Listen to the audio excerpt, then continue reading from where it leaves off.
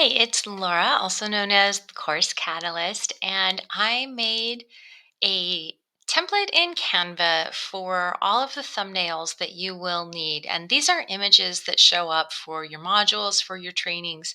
And there's a spot inside of Xperiencify where you will need to upload them. If you take this template and you customize it to what you need and you download all of them, then you should be able to just very quickly add in all of your images. If you are familiar with Canva, you can take this and run and customize it to your heart's content. If you are newer to Canva, I thought I would show you just a couple of things about especially how to customize the colors and fonts, because if you're looking at this going, those aren't my colors, those aren't my fonts, that's totally okay because it's just a couple of clicks to actually change these everywhere once you change them once in Canva, and I will show you that. Okay, so let's start with the background. My background is this nice dark blue, and I like it because it gives me a little pop there. But let's say you want to do something lighter. You can just go down to create your own color, add your color in if you know what's called a hex code for that, or you can pick one of the default colors. Or let's say we want to do something fun and use this gradient. So I will pop the gradient in. That's awfully pretty. And now this is what you want to see, this change all down here. Go ahead and select the change all. And now we're going to go on to the font up at the top here. I put in Montserrat for this template because it's pretty classic. A lot of people use it. As you can see, you can pick anything down here. Let's go with this one. Again, change all. It's going to change it on every single page. And now I'm going to come up here and pick a different color. Let's say I want this now to be like a teal blue. I've got to select it and then get the teal blue in there. Again, I'm going to change all, so everything that's pink should be showing up there. I did on every page include a little copyright and where it says your name, like I would put Laura Wilson and you would put your name or your company name in there. And that is an option for you. I like to remind people that I own the intellectual property rights to my programs. And so I hope that I never have to go defend them. But I just want to remind people that I do take my intellectual property seriously. You can keep those or you can take them off. Okay. And so what you would do in these frames is take some screenshots of things in your program and pop them in there.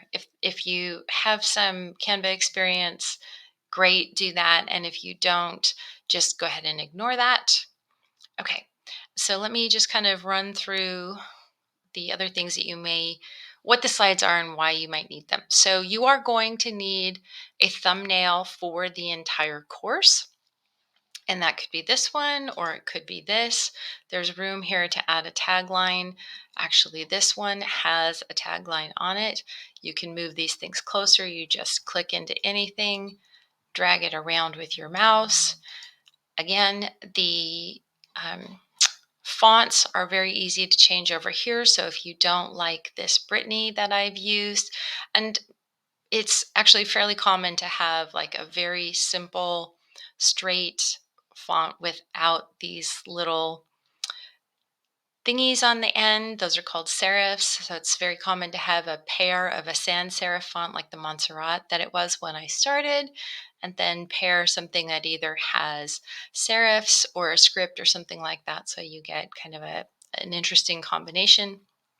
You can change any of those things. Okay, so here's something that can be your thumbnail for your entire course. And then we're moving on to modules. So each module in Xperiencify, there's room to put in a thumbnail for it.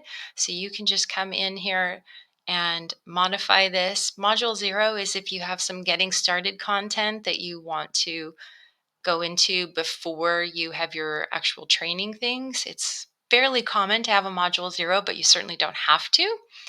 And then you can just add the title of your module in there.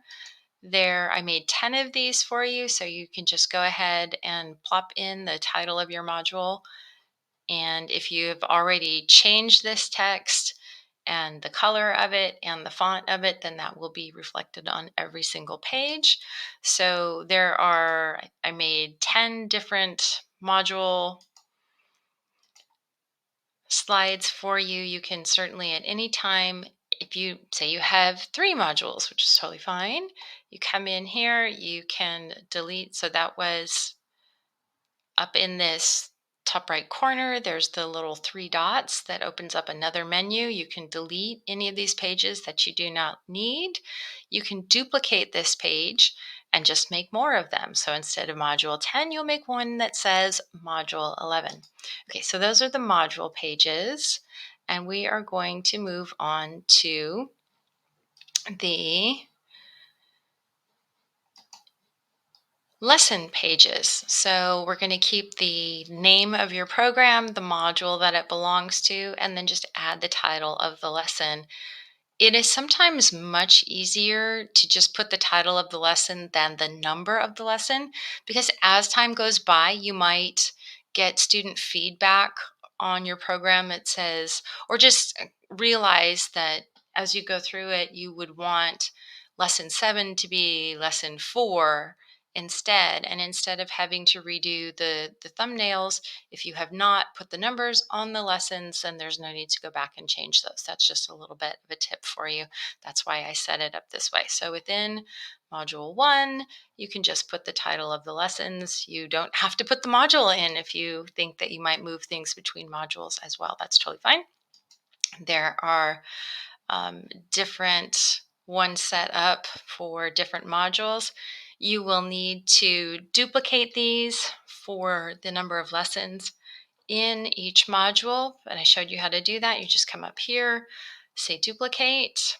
Okay, and so the last 2 that you're going to need are these, and they are actions. And so there are typically 2 actions underneath each training. Typically, one is to watch the video. So you're going to give your students points for taking the time to watch your material. So just simply watched video. And then the second one is did the work. And so it's set up by default in Xperiencify that the second action has more points associated with it. And each of those has a spot to put in a thumbnail. If you want to create another action, you can certainly do that. You can have as many actions as you would like, although I would suggest that 2 is a really great number, maybe 3 if you have a really good reason for it. You just want students to feel like it's pretty easy to complete the work that's assigned to them. And if it looks like it's too much, they might check out for a little while. So you would, in order to have a third action, for instance, you can call it something else, by the way. It doesn't have to be did the work. I like to leave them a little bit generic in a lot of cases because it's just a lot of extra work to create a thumbnail for each thing. Although if you have time or if you have more resources like a virtual assistant and you want to be more specific, instead of saying did the work, you could say finished my worksheet.